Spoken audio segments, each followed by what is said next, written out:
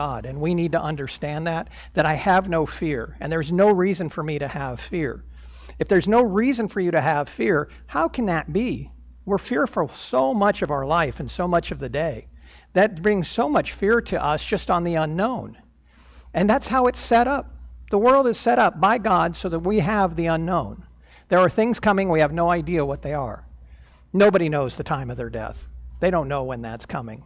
They don't know when sickness and illness and testing is going to come.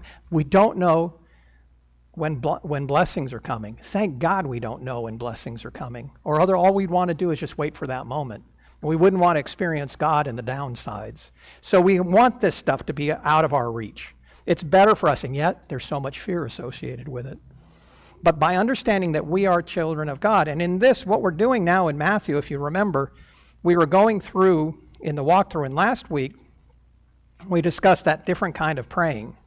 The praying that they do so much in the Bible of, God, remember this, remember when I did this for you.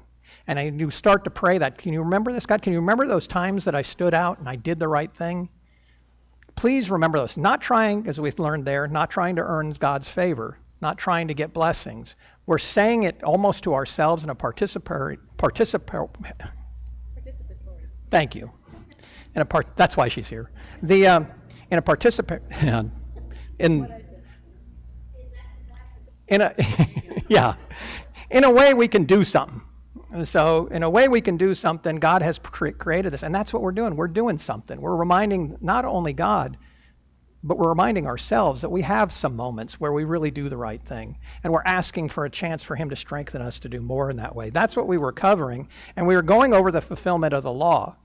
And so that was, as we wrapped up with the last part of the verse, it was that Jesus coming to fulfill the law. And that's a common message that we're going to get entirely through Matthew. Because remember, it's that persuasive argument he's trying to make to the Jews. He's trying to be very persuasive and explain to them exactly what their purpose is and why Jesus matters and why he is as he called Messiah.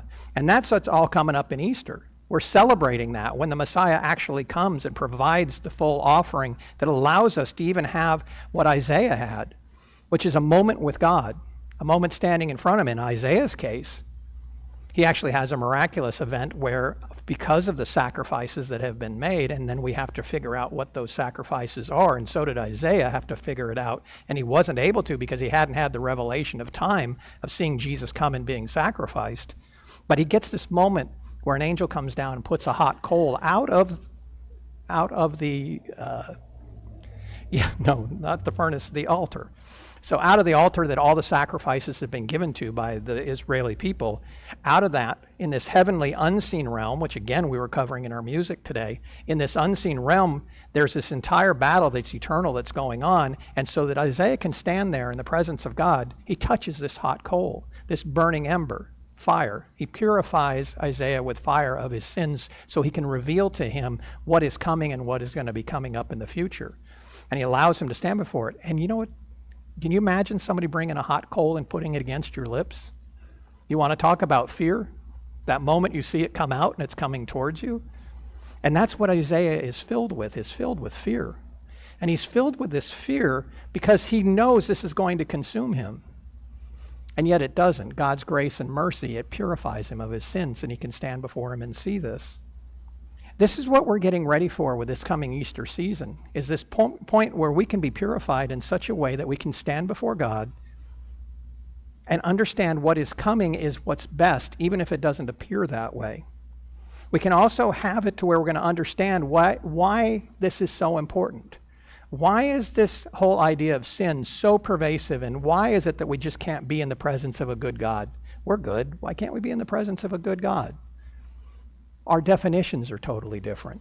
God's definition of good is totally different than ours. And that's what we're going to be covering today. In this section of Matthew, after we've come to establish that he's fulfilling the law, he's saying that nobody can stand before God unless they're pure, unless they're perfect. And now Jesus is coming along and